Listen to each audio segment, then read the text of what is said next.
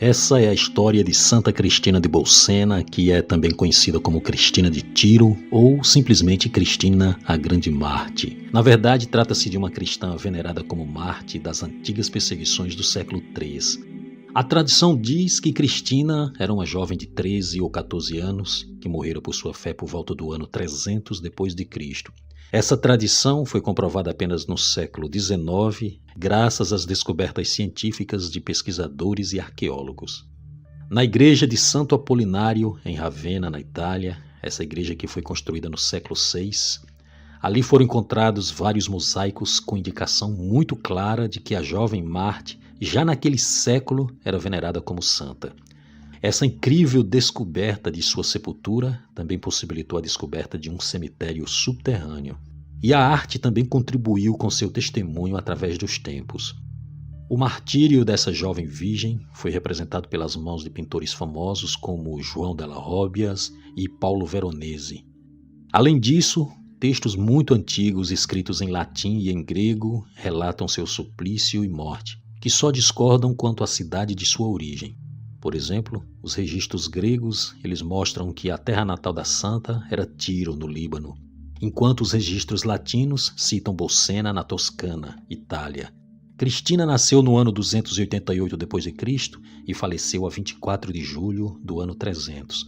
Era filha de um oficial do exército romano chamado Urbano, e seu pai atuava em Ti, região da Etrúria, que é parte da Toscana. Naquele momento histórico, o império perseguia muito os cristãos e Urbano, que era conhecido como um homem muito rude, ele aproveitou a oportunidade para perseguir os seguidores de Cristo, abusando de seu poder militar. Vivendo numa família com um pai assim, seria muito difícil a gente imaginar que Cristina se tornaria cristã. Porém, o improvável aconteceu.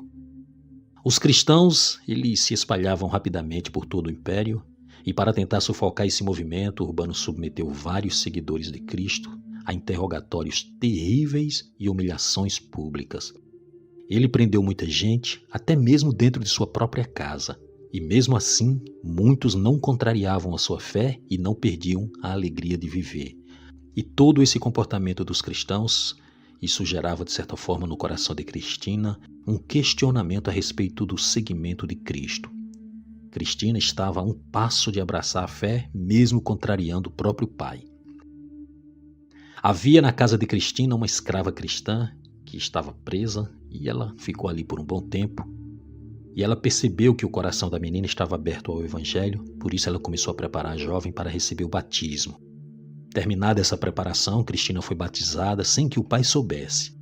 E a partir de então, seu comportamento mudou radicalmente. Ela passou a defender os cristãos e a se interessar cada vez mais pela comunidade cristã local. E Urbano, percebendo a inclinação da filha ao cristianismo, ele chegou a interrogá-la, quis saber sobre a sua aspiração e foi aumentando cada vez mais a perseguição à jovem. E apesar da imposição do pai, ela continuava sua participação na Eucaristia, ainda que às escondidas. Ela também visitava e acolhia os pobres encarcerados. Urbano, tentando persuadir a filha, ordenou que ela prestasse culto aos ídolos, principalmente a Apolo. Mas essa tentativa do pai foi em vão. Ela disse ao seu pai: "Tolo é o vosso medo, tola é vossa advertência. Diante de um Deus cego aos sofrimentos do povo, surdo ao clamor dos fracos, eu não peço favores e não acendo uma vela. Ao Deus vivo, ao Senhor do céu e da terra, que nos enviou seu Filho Jesus, a este sim apresento sacrifícios de verdade e amor." E com muita coragem, Cristina vendeu as imagens dos ídolos de seu pai e deu todo o dinheiro de esmola aos pobres. Evidentemente, Urbano ficou bastante furioso e ele empreendeu a partir daí terríveis sofrimentos à própria filha a fim de que ela renunciasse à sua fé. Muitos de seus parentes, de seus familiares, pediram para que ela aceitasse a vontade do pai, mas ela respondia que a vida ela poderia perder, mas a fé ela não perderia jamais. E Urbano estava cada vez mais furioso e inconformado. Por isso, ele prosseguiu com as torturas, amarrando a filha em um tronco de árvore e depois lançou-a no fogo. A história conta que, nesse momento do fogo, um anjo veio em seu socorro e a protegeu das chamas. Mas Urbano continuava ainda cego de ódio e ele decidiu, por fim, trancar a filha numa torre na companhia de 12 servas pagãs. A intenção dele era que estas pudessem influenciar a jovem cristã.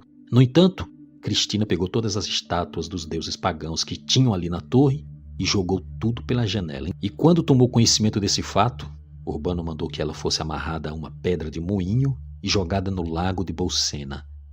Mas conta a história que novamente o anjo apareceu e a salvou. A grande pedra ficou a boiar sobre as águas e Cristina não se afogou. Diante desse fato que é absolutamente extraordinário, a fúria de Urbano foi tão grande, tão forte que seu coração não resistiu e ele teve um colapso e morreu de infarto. Cristina foi presa, acusada de ser responsável pela morte de seu pai, e o juiz que sucedeu Urbano chamava-se Dion. Ele continuou com a atrocidade, com a trajetória de suplícios à jovem. Então ele ordenou que a menina fosse jogada às víboras, mas ela não foi picada por nenhuma delas. Depois ele mandou cortar sua língua e, por incrível que pareça, ela continuou cantando louvores ao Senhor. A história de Cristina, ela ganhou muita notoriedade naquele tempo, principalmente entre os cristãos. Os irmãos se fortaleceram na fé e vários outros se converteram a Jesus, vendo o testemunho praticamente inacreditável de uma menina de apenas 12 anos. Então o juiz ordenou que ela fosse morta a flechadas. E foi por esse tipo de morte que a santa menina deixou a vida terrena e entrou para a vida eterna.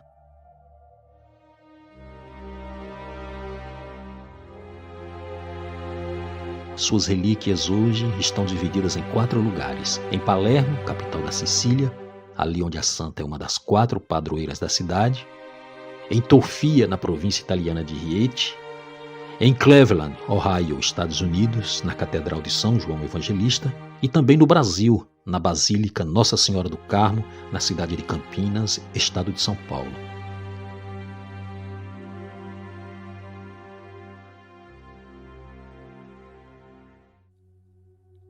Chegamos ao fim da história de Santa Cristina de Bolsena. Se você gostou desse vídeo, inscreva-se no canal para você receber as novidades que publicamos aqui.